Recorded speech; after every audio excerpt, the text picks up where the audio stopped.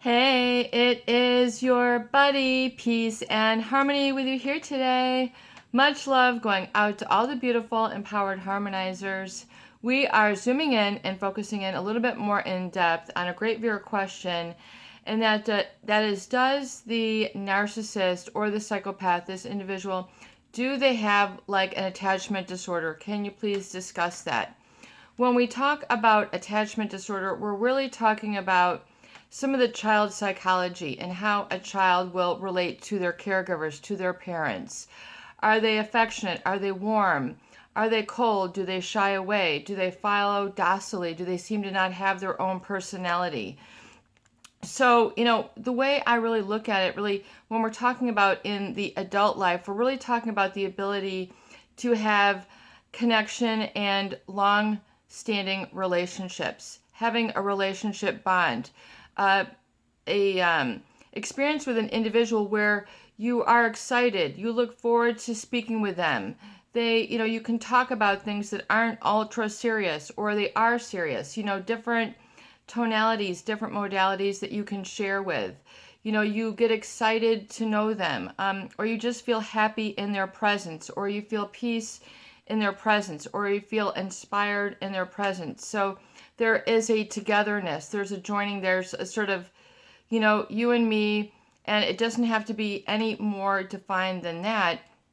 But a narcissist, oftentimes, they don't want to have a we. They want to sort of keep their parts moving. They want to keep their parts open. So a relationship or attachment with a narcissist can be very insecure or shaky at best, meaning, there's always going to be a wobble to it. If you kind of think about a chair with legs on it that's stable, what's holding up that chair are like pillars, and these are like belief, these are support. When you're in a relationship with a narcissist, it can be wobbly, it can be shaky, as if one of the legs is loose, one of the legs is missing, so it can go off balance very quickly. You move around, you do a little something, it doesn't seem to have the foundation. And if it does, it has kind of a strange foundation or a strange feel to it. So in terms of having an attachment problem, it is felt that narcissists have, an attachment disorder, likewise also with someone who is psychopathic. Although there's so much ebb and flow and change in the world of psychology, we're not really here to label and diagnose or treat. We're here to discuss and erudiate some terms so you can understand how this feels in your own life. So if you have, sort of then experienced that sort of self-blame where, you're sort of feeling heartbroken, that you're resourceless, you've tried everything, and that you're ending up with empty hands, you need to look at what's going on within you inside, and realize that you deserve better. You deserve trust. You deserve some degree of reliability and consistency.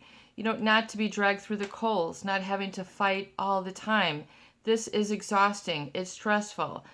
It makes you feel depleted. The sort of paranoia and fear can be very exhausting, especially if it's a consistent relationship, meaning it's someone who is in your family or you're married to, and they're always just sort of testy, or you feel that, that there's something a little bit off. And when we talk about a relationship with a narcissist or a psychopath, there's sort of a lack of sometimes feeling of authenticity, or that the authenticity is sort of moving, or perhaps that the lack of authenticity is what the relationship is about.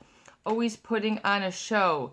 You're, a poser, just sort of opposing as if, what you might just call, just sort of, they're kind of there, but it's on the outside, or it's for appearances only. Some people call these like marriages of convenience. It's not based on authenticity, care, love, mutual respect, openness, connection, and communication. I mean, that's what the relationships are about. If you want to have those kind of playboy relationships where it's just, for looks only, then it's going to be limited. It's not going to have the substance. It's not going to have the content. It's not going to have the security and stability. It's going to make you feel uneasy. And, oftentimes people they then equate their I am with this experience in the relationship. And then they start to own that. I am uneasy. I am insecure. I am out of the loop. I can't communicate very well. I have, so your I am then begins to be woven in. So you have to be very careful that you don't sort of assign yourself this victim role. And one of the problems with, a narcissist or psychopath relationship in the attachment is that they want to sort of control the way the relationship evolves, just sort of without you factored in. In other words, they want to control the fits and starts. They want to control, how your expression, if you will. So if you feel there's sort of a limiting of expression, for example, you go out to a restaurant and you are concerned, am I going to pay? Are they going to pay? Are we going to pay? The narcissist will be one of those where, it's their turn or whatever, how that agreement is. And then the feeling that they're sort of, if they just sort of begrudgingly say, I've got this dinner, or they usually do, or you switch off, or whatever it is you kind of do, or maybe you have a shared account. But, either way, they're always sort of either trying to pick food off of your plate, drink your drink, tell you where you can order from, what part of the menu. There's this feeling that you don't really own the experience, that you're not really sort of allowed just to be. You're not allowed to be yourself. You don't feel embraced for who you are. You feel that they don't really know you, and that maybe that it's part of the relationship to repress yourself and not be, I don't want to show my feelings. I don't want to show the fact that I'm, not sure about this. So a lot of people then get into the repression and suppression coping mechanisms. So the attachment with this narcissist feels just sort of like it becomes then sort of traumatizing, which then can develop into a trauma bond, which can be fear-based and dependency-based. So the dependency relationships can be wrought with fear. Because if you are depending on this person for finances, for, you're in a marriage, you've got this. And then the feeling that they're sort of losing interest or losing honesty, it can begin to feel very shaky, very unstable, like it does not have a future. So, it's so important that in the relationships that you can be honest with yourself, number one. So when you kind of talk about what do I do, how do I repair from this, and to be authentic and to sort of have that feeling of wealth of relationships, when you have a good friend, you feel that everything is just all right. Everything is okay. Everything in the world sort of comes together. You don't feel agitated. And the narcissist, when you get into the devalue and discard, the attachment or the connection will be wrought with a lot of button pushing, the jabs underneath the ribs, the things that they know that upset you, whatever it is that they can sort of pick out of, a needle in a haystack, things that, you've already discussed, but then they sort of tip it off point and get you riled up again. This is, not to be bothered. Don't allow yourself to be bothered with this game playing. It doesn't have to be that tit for tat, that competitiveness that you see in the narcissist relationship. It can be very exhausting to be married to a spouse who is competing with you, who's competing with attention for the kids, who's competing with their social, who's competing with their finances, competing with their health, and that they're sort of leaving you behind unless you pick it up. So this feeling of being threatened, intimidated, they're trying to show off, and that you have to sort of show them up. This can get very exhausting, and narcissists are known for being competitors. Also the psychopath, they want to go for the win. They want to go for, I am right. They're going to go for that righteousness. And it can feel very ensnaring. Like it's, like you have no other choice. Like you all of a sudden just develop a very, tunnel vision where once again, if you're always thinking about them, This is how the narcissist and the psychopath get you. That's how they break you down. You're always thinking about them. How do I impress them, please them, get their attention, keep them satisfied, keep them honest.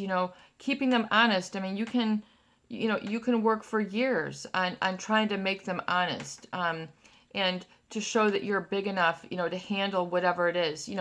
This can create a real problematic connection, heart connection. If you don't have that heart connection, or you feel you can't be there, then, unfortunately, you need to realize that there are limitations in the relationship. It's not that, where you can sort of grow together, or you might feel that you're stuck, in a stalemate, that you cannot grow. You're just sort of not budging. You're just sort of, you're feeling flat emotionally, flat with your motivation, just feeling nothing, just feeling sort of dead inside. That's, a sure sign that the sizzle is burning off. And the sizzle, the joy, has to come back within you. So reconnecting within and being rigorously honest, and sort of doing that scan within yourself and listening to yourself, number one, is crucial. And not being reactive, because the relationship with the narcissist and psychopath can become very reactive based, reaction based. Meaning, you're always reacting to them, giving away your power. The narcissists love compliments. They love being supported, being the center of attention. And either that, or they want you to sort of fill up their cup, like as if you're their supply or servant. And so they want to sort of live vicariously through you, or have you give all the attention, make all the meals, do all the dirty work, lead the helm, toe the line. It can become a very imbalanced relationship. And some people, opposites attract, and they can have excellent relationships with people. I know we have a lot of questions about, how do these people, what is the best case scenario? So you really have to think about it for yourself. And opposites might attract. You might be a quiet person and your spouse is louder and gregarious, but it works because there's mutual respect, openness, and communication, open communication, a heart-to-heart connection. It doesn't have to be all in the head. It doesn't have to be calculated. It doesn't have to be deliberated. It doesn't have to be weighed out so much. You can, be able to have a degree of trust and decision making in the relationships where the outcomes are going to be okay. So if the fear and this button pushing is, severing, it's a time to say at one point, enough is enough. I don't want to go through this anymore. So you have to be the one to put an end to it. You have to be the one to put a stop to it. Even if they have sort of discarded you, or you're in the devalue stage, or you're thinking about it, you need to make a decision and be decisive for yourself. And, and realize that the world is going to open up opportunity once you begin to be decisive. Providence, I love that word, will move in your favor. Meaning those situations that you really need for healing and wholeness, in sort of, kind of proving to you that you are okay, are in your future, but you have to be aligned with that. You have to be more consciously aware. You have to open up that sort of trap door where you've been stuck underneath, living underneath, that sort of shut down and in the dark feeling, and, trying to keep your true feelings hidden, and what you really need to do to stand tall for yourself and, redeem yourself and stop being made small, minimized, or treated as if you are inferior, and so there's, a lot of these subtle communications that can be filled with just sort of, innuendo, or feeling as if, in the insinuation, I think is what a lot of people suffer from, this sort of nonverbal communication, insinuating that this, that, and that, you're not to be included, or you're not going to get it, or you don't get the same level of attention. There's just this feeling of disparity, of inequality.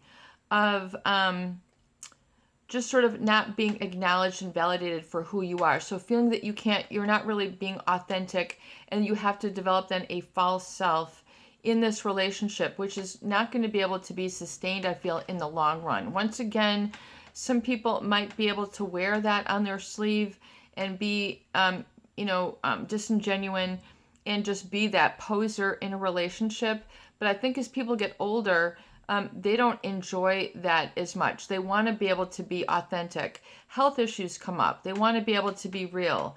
They want to, what happens if, they get a wrinkle, they lose their hairline, they lose, something about their physicality, they become sick. Do you still love them? Are you still there? Is this person there for you? Do you see, these are, questions of the heart. And if the answer is no, that they're kind of like, oh my God, you're sick, and they're like shrieking back, then this is a good sign, that they're not in a heart-to-heart connection. And you have to ask yourself, do I want something that's heart-based and balanced? Do I want something that's cerebral-based, intellectual-based? Ask yourself, because it can really, be important for you to get to know your own taste, what makes you tick, and what sets you off. And just be okay with saying no, that you can handle the outcome, and that you're not going to be controlled in the outcome. This other person is not going to move around the players in your field, and then you are just sort of left feeling that you're not in your own game. You're not in your own space. You're not in your own presence. So you really, really need to be able to have a real opening heart to heart with yourself in the privacy of these videos, in the privacy of your recovery date, in the privacy of your meditation, in the astromation box and the affirmation box. I hope you've been doing those. It is so powerful. I can't tell you how powerful those astromations and affirmations are. I mean, it can begin to work for you within the day and within the next day, but you have to keep it up. If you watch my previous series of videos the past 3 days, I'm going to try to keep it a little bit more connected. I think of the previous 3 or 4 videos, we talk about that. And then also, the word essence of the day, the essence of focus. And we talked about having that one word that you really want to resonate with, whether it's happy, confidence, authenticity, love, whatever word. I want you to pick a word that you really want to resonate with today, and that you really want to attract in your attention. This will help to work on your own thought process. So for example, the essence of today, the one that I was selecting, I have in my heart. So keep this in your heart, and then keep this sort of as your essence of focus, and see what catches your attention that is in alignment with that virtue. So once again, we were saying, if it's authenticity, being real, then you might, see, some people exchanging a real hug, and you just sort of, your essence sort of, it imprints that in your mind. So you'll find that once you set this into motion, that you'll be able to pick up signs and messages and be able to absorb experiences that are in alignment with that. So also your astromations and your aspirations, the things that you want. So if the attachment is not the way, the relationship is not feeling like you want it to feel, it's not functional, then it's okay to say it's not functional. It doesn't make you a bad person. It doesn't mean that you're never going to have relationships again, success, all these things that you might be just sort of, negatively fantasizing about. Stop that erroneous thinking. Don't indulge yourself, in that NOD thinking. I call it NOD thinking, N-O-D, negative, orderly direction, thinking, feeling, and behaving. Pick yourself up from that and begin, to stop yourself, catch yourself from indulging in the negative, and get right back to your astromation box. Give it a little pat during the day. We'll do another video on that, because I think it actually is bringing a lot of results to people from what I've heard, and I'll also share my results with you. But, keep in mind where the heart is, where the cerebral is, and where does your relationship connect. and how strong is your connection. Be able to evaluate that for yourself, and then evaluate where you want to go in terms of your future. Be able to be decisive, be rigorously honest with yourself, and then be able to evaluate for yourself how the relationship is feeling, how it's ebbing and flowing, how it's evolving, and what is your best decision, your best choice, your next steps moving forward to make sure that the authenticity is serving you. Your heart, you can listen to yourself and get that power back, because otherwise, if there's that insecure, you'll feel like a break or a block within, and you won't have the momentum.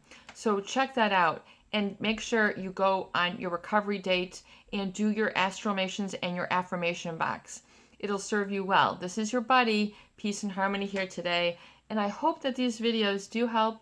Please share, please subscribe, and please donate for more great tools, videos, discussion, and support. Have a beautiful day.